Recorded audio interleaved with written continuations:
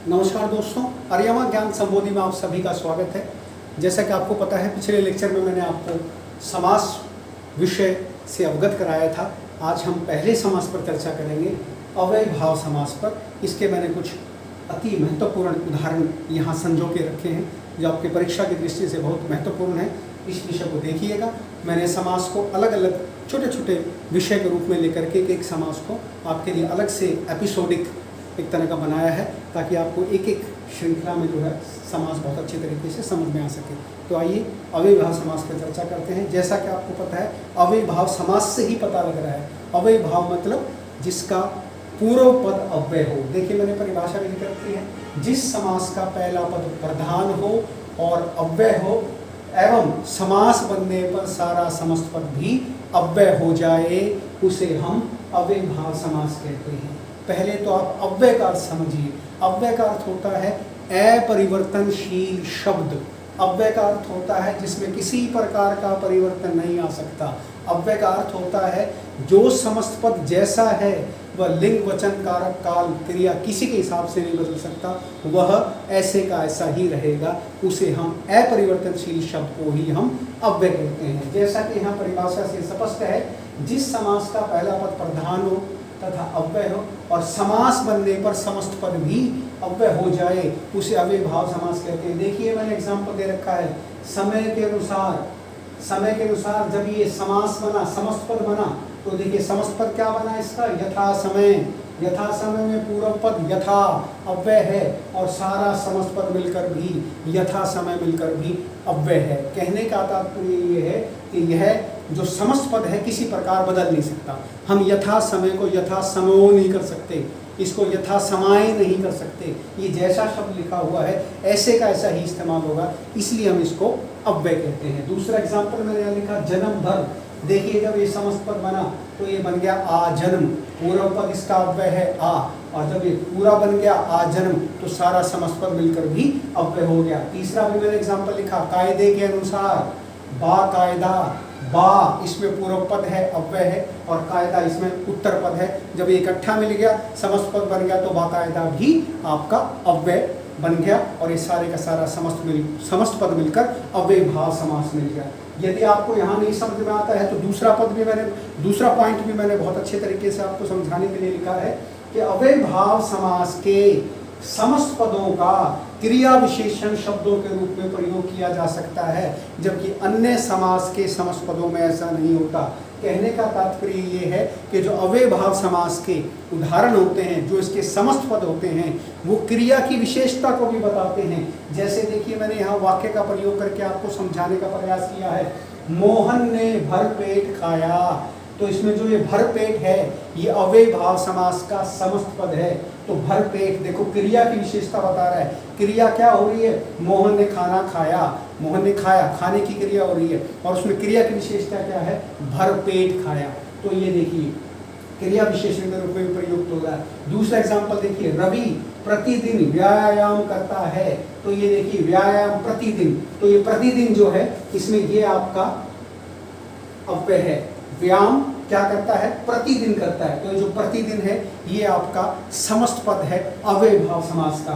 तीसरा एग्जाम्पल देखिए, उसने अपना गृह कार्य हाथों हाथ कर लिया। हाथों हाथ जो है अव्ययभाव समास का समस्त पद है।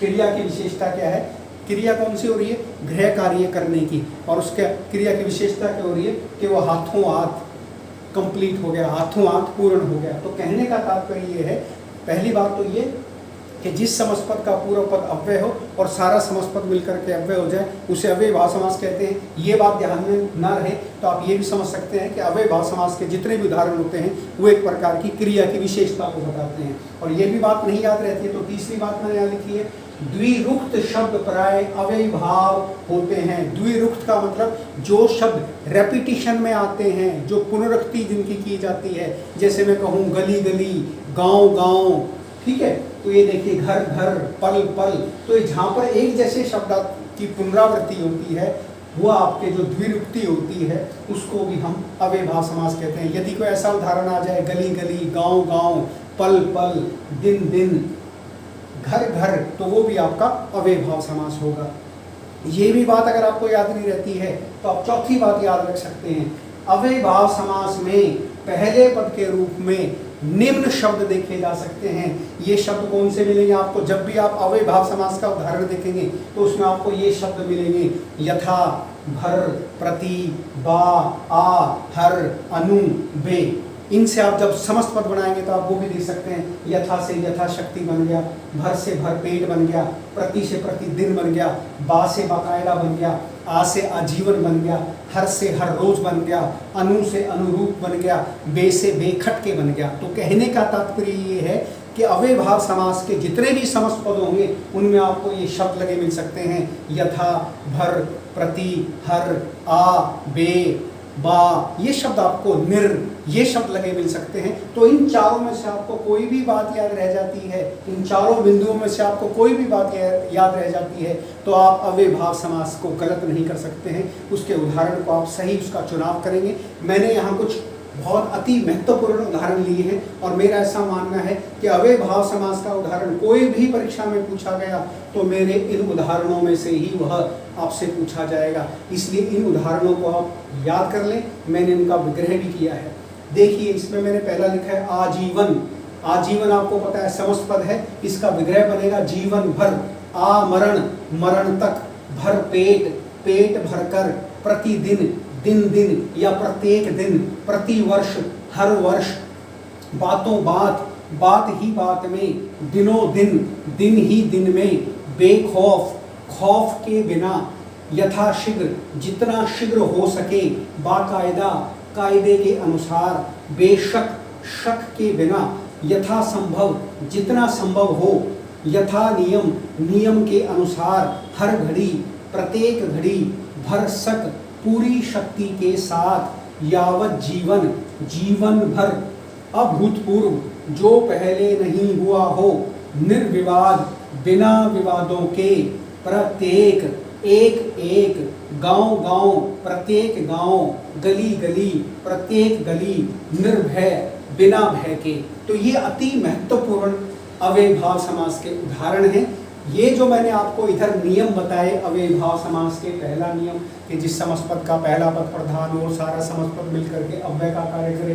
दूसरा नियम बताया कि अव्ययभाव समास के जितने भी समस्त पद होते हैं वो क्रिया विशेषण का कार्य करते हैं। तीसरी बात मैंने आपको बताई कि ये समास में जहाँ कहीं भी आपको द्विरुक्ति देखने को मिले, अर्थात कोई शब्द रिपीट में आए, गली गली, गाँव गाँव, वहाँ भी अव्ययभाव समास होता है। ये भी बात याद नहीं रहती है। तो जहाँ ये शब्द लगे मिले आपको, यथा, प्रति, बे, हर, आ, अनु, ये शब्द आपको जहाँ लगे मिले वो सारे अव्ययभाव समास होते हैं। और इन शब्दों को आधार बनाकर ही मैंने यहाँ ये उदाहरण दिए हैं। तो मैं समझता हूँ मेरी यह अभिव्यक्ति अव्ययभाव समास की आपको बहुत स्पष्टतया समझ में आई होगी। अगले किसी लेक्चर में हम दोबारा अव्ययभाव समास के अन्य तत्पुरुष समास को लेकर के आपके सामने दोबारा उपस्थित होते हैं। मैंने ऐसा स्टूडेंट्स ने मेरे पास सूचना भेजी थी, मुझे SMS किए थे कि सर आप एक एक समास को जो है अलग अलग करके समझाना, उसको इकट्ठा मत बनाना, एक एक लेक्चर में 2-2, 3-3 समास मत कराना, अलग अलग कराओगे तो हमें बहुत बेहतर तरीके से समझ में आएगा। इसलिए मैंने